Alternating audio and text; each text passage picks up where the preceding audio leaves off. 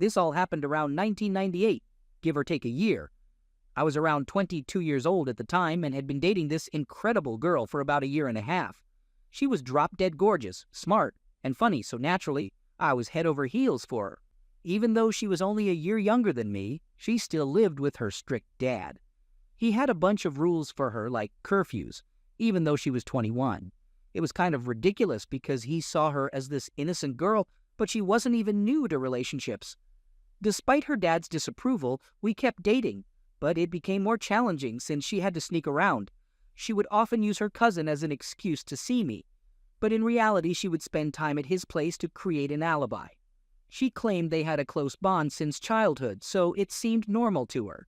As time went on, I discovered that her so-called cousin wasn't actually her cousin. He was the son of her dad's best friend. She explained that she had always referred to him as a cousin and considered him like family. However, I started noticing more and more things that seemed strange, and it made me extremely suspicious. She told me that she was going to have lunch at a specific restaurant and then come to my place. Soon after, I received a message on my pager asking me to meet at Red Lobster at 12. Then I received another message clarifying that it was actually meant for her dad. I hurriedly went to the restaurant and noticed her car, so I parked far away. Another car arrived, and her so-called cousin got out. They greeted each other with hugs and kisses before going inside. Feeling miserable, I went back home to wallow in my sadness. I canceled our date for that day, but I didn't let her know what I had discovered. Soon, I came up with a wicked plan. Let me tell you about something that happened earlier in our relationship.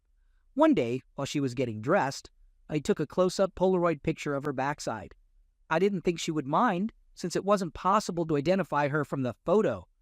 However, she became incredibly furious. I had never seen her so angry before. She was determined to fight for that picture, but I made no effort to stop her. She tried to tear it up, but couldn't. I asked her to give it to me so I could cut it up. She grabbed a pen and started marking on it, then found some scissors and cut it into pieces. Finally, I burned the remains right in front of her. She stayed angry for quite some time and kept reminding me repeatedly that she absolutely despised the idea of having any explicit pictures of herself in existence. I can't emphasize enough how much she detested the thought of anyone possessing photos of her. It terrified her. We didn't talk for about a week, and our relationship was on the verge of breaking up. However, she eventually realized that I genuinely hadn't thought it would bother her, and that I would never attempt something like that. Again, moving on. I had my plan all set, and we made arrangements for her to come over to my place. I was renting a decent house with my best friend, but my room was like that of a typical bachelor. Scanty furniture. I had a bed, a computer table with a chair, a dresser, and an alarm clock on the floor next to my bed. I went to the kitchen and fetched an extra chair, positioning it at the end of my bed. Then I grabbed another alarm clock and placed it on the chair. My intention was to make it obviously seem out of place. She came over, and we had closeness together. I remained calm and continued this arrangement for another couple of weeks, engaging in closeness activities 2-3 times per week. I made sure to explore different positions and angles, positioning her in a way that the alarm clock was directly in her line of sight. I wanted to prolong this situation, but eventually decided that it had gone on long enough. On our last day together, just before we left, I unplugged the clock, placed it next to my computer, and moved the chair to a different room. I made sure she saw me, but made it seem like I was simply tidying up. I started feeling uncertain and hesitant about my plan because I knew how cruel it was. I chose to wait for a day, which turned into 2, and after about a week, I finally decided to call her and confront the situation. I still wasn't sure if I wanted to seek revenge or not. I made the call and informed her that I knew she was seeing her supposed cousin. I couldn't recall his name. She denied it at first, but I mentioned that someone had told me they saw them kissing. Eventually, she admitted to it, but claimed that it had only started that week. I asked her how she could be involved with her supposed cousin, to which she replied that he wasn't actually her cousin. We argued some more, and I revealed that I had known for a month. Then she tried to shift the blame onto me for not saying anything when I found out, and she made a snarky comment, although I can't recall the exact words. Then I informed her that there was one final thing that she would really want to know. Me, do you remember that alarm clock sitting on the chair by my bed? Her, yeah. Me, did you ever wonder why it was there? Her, not really. Me, think about the way we positioned ourselves during our recent closeness, with you facing the foot of the bed and so on. Her, what the heck are you saying? Me, that alarm clock was actually a freaking spy cam, you disgusting, cheating witch. I angrily hung up the phone. For some reason, I had called from a payphone. My pager kept buzzing like crazy for the next several hours. It vibrated nonstop for a solid 30 minutes before I turned it back on. My home phone was flooded with voicemail messages. Her messages started with screams and cries, then turned into threats, followed by begging and even offering bribes. Then she would go through the same cycle all over again. The next day, she came to my house and knocked on the door for at least an hour, but I didn't answer. The calls and messages kept coming for weeks, although they became less frequent. She also showed up at my house a few more times, but I never answered, and sometimes I wasn't even home. Finally, I answered one of her phone calls, but when she started asking about the tapes, I told her that I had no idea what she was talking about. I listened to her beg, cry, and plead, and every time she mentioned the tapes, I would simply say, I don't know what tapes you're talking about. Then I hung up and never spoke to her again. The calls and messages eventually stopped, and I moved on with my life. To this day, she doesn't know that there was never a hidden camera. It was just an old radio alarm clock that looked bulky enough to pass as a spy cam if you weren't paying close attention.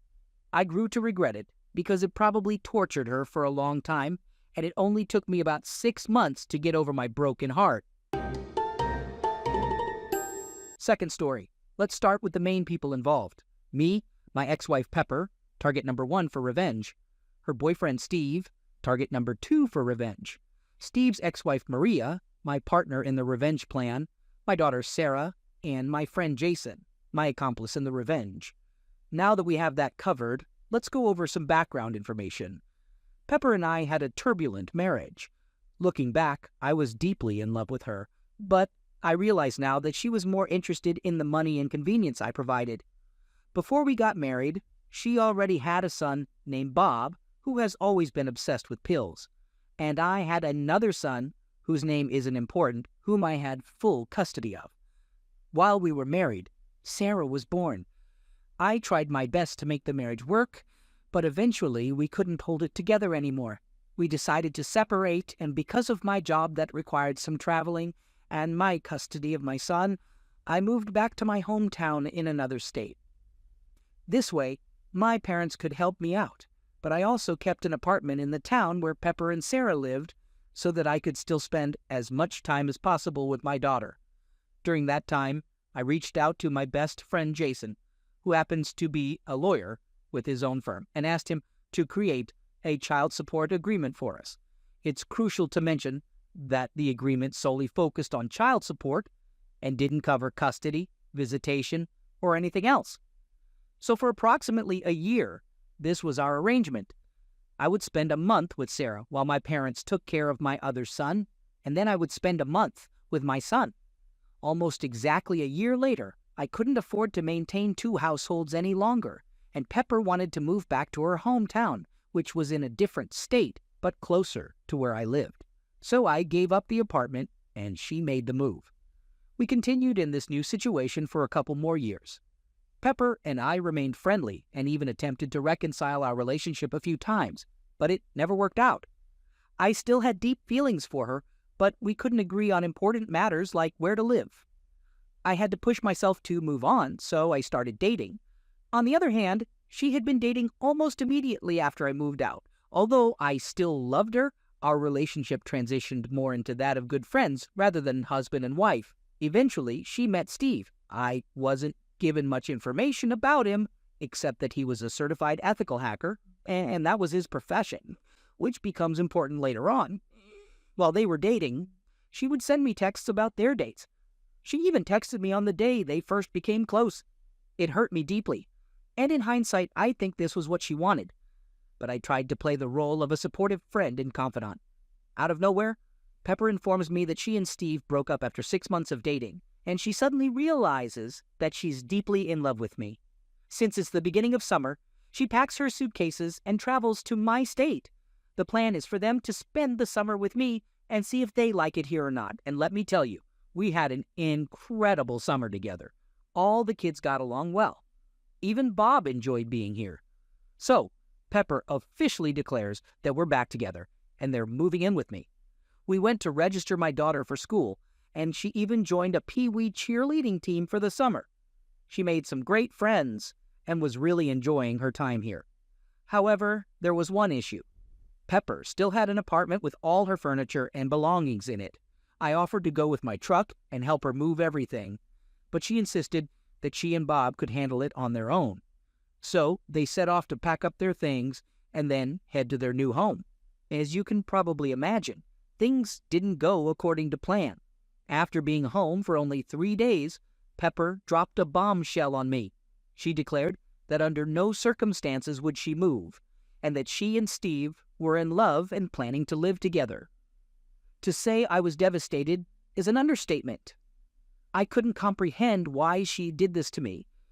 The worst part was that she left it up to me to break the heartbreaking news to Sarah. When I told her, the devastated look on her face transformed my feelings of hurt into anger. Then Sarah broke down and started pleading to stay with me, and she began revealing everything. She shared details about how her mom would leave with Steve for days, leaving Bob in charge. Sarah had to learn how to cook for herself at the age of 8 because Bob would spend the money on, well, pills and remain high the whole time. If Bob wasn't left in charge, Pepper would rely on her niece, who had multiple felony convictions, to take care of Sarah. Sarah also recounted the first time she met Steve. He came to their house, barely said hello, and then he and her mom disappeared into the bedroom and had loud closeness. Sarah was outside the door crying her eyes out, but they completely ignored her and continued. This was how my 8-year-old daughter learned about closeness, and even after 7 years, she is still in counseling trying to recover from those traumatic experiences. At this point, my anger has transformed into pure rage. I immediately informed Pepper that there was absolutely no way Sarah was going back to that situation, and I was prepared to fight her tooth and nail to protect my daughter. In response, Pepper took swift action and arranged for an emergency hearing in her state, aiming to force Sarah to return. I had to act quickly, but I managed to secure a lawyer and fortunately won the hearing with ease, despite Pepper arriving late and using a disability as an excuse to the judge. The judge agreed that, given the absence of a custody agreement and the troubling accusations I had gathered, it was in Sarah's best interest to remain with me, for now. I had emerged victorious in the first battle, but the victory was short-lived.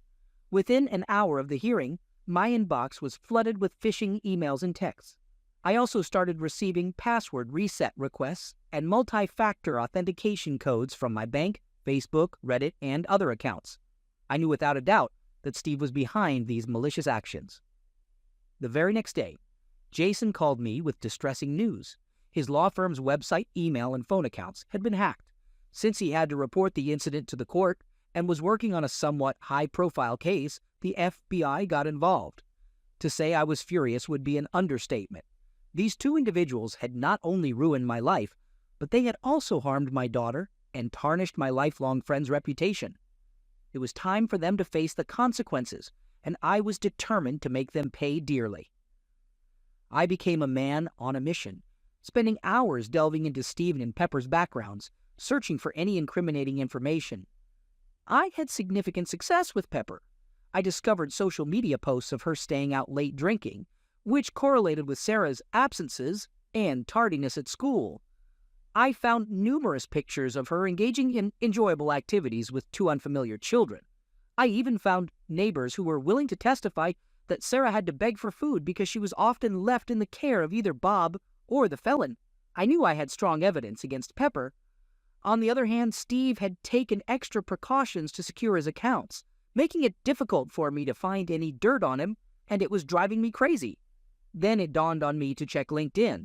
My hunch paid off. While there wasn't much information on his profile, I discovered Maria, his ex-wife, through his connections. I reached out to her, and she gladly accepted my contact. Maria and I quickly became close friends. She despised Pepper, and rightfully so, as they had both abandoned their children like my daughter. I gained valuable insights from Maria. To keep it brief, Maria and Steve had recently divorced. In their custody agreement, Steve ended up with the house, car, bank account, and most of the savings, while his child support payments were lower than usual. Maria willingly gave up all that money in exchange for having control and ensuring the safety of her kids. They had a detailed custody agreement with strict rules for Steve to follow. If Steve violated any of those rules, he would face severe consequences. According to the agreement, he would be required to sell the house and split the proceeds with Maria.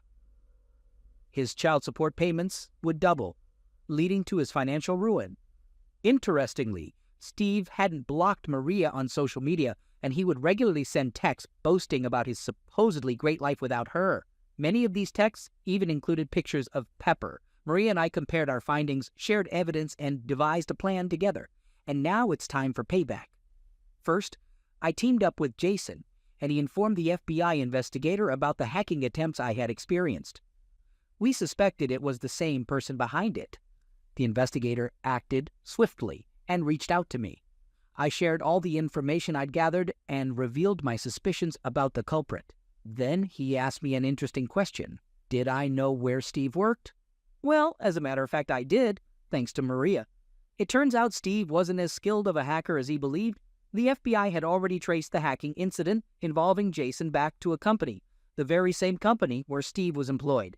Once my conversation with the FBI concluded, I wasted no time and called Steve's workplace to file a complaint. I informed the manager that someone was attempting to hack into my accounts and expressed my certainty that it was Steve behind it.